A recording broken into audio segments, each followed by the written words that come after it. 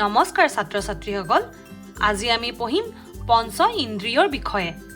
পঞ্চ ইন্দ্ৰিয় কি তোমালোকে এই পাঠটো পঢ়াৰ পাছতে ধাৰণা এটা পাবা এয়া কি দেখিছা বাৰু এয়া হৈছে চকু আমাৰ চকু কেইটা থাকে দুটা চকুৰে আমি কি কৰো দেখো এয়া কি হয় এয়া হৈছে নাক নাক আমাৰ কেইটা এটা নাকেৰে আমি গোন্ধ লওঁ এয়া কি এয়া হৈছে জিভা জিভাৰে আমি কি কৰো সোৱাদ লওঁ যিকোনো বস্তু তিতা নে মিঠা টেঙা জ্বলা আমি জিভাৰে গম পাওঁ এখন এখন কাণ কাণ আমাৰ কেইখন দুখন কাণেৰে আমি কি কৰো শুনো এইখন এখন কি বাৰু এখন হাত দেখাইছে কিন্তু ইয়াত ছাল বুজাইছে ছালেৰে আমি হাতেৰে কি চুলে আমি কি কৰো গৰম ঠাণ্ডা মিহি খহটা আদি বুজি পাওঁ এতিয়া মোৰ লগত তোমালোকে পঢ়ি যাবাচোন মোৰ নাম চকু মই সকলোকে দেখো নাক হ'ল মোৰ নাম গোন্ধ লোৱাই মোৰ কাম মোৰ নাম জিভা মোৰ কাম হ'ল সোৱাদ লৈ ফুৰা মই হলো কাণ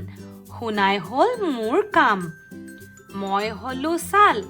গৰম ঠাণ্ডা মিহি খহটা বুজি পোৱাই মোৰ কাম আকৌ পঢ়া মোৰ নাম চকু মই সকলোকে দেখো নাক হ'ল মোৰ নাম গোন্ধ লোৱাই মোৰ কাম মোৰ নাম জিভা মোৰ কাম হ'ল সোৱাদ লৈ ফুৰা মই হলো কাণ শুনাই হ'ল মোৰ কাম মই হলো ছাল গৰম ঠাণ্ডা মিহি খহটা বুজি পোৱাই মোৰ কাম ইয়াত যে তোমালোকে ছবিবোৰ দেখিছা চিনি পাইছানে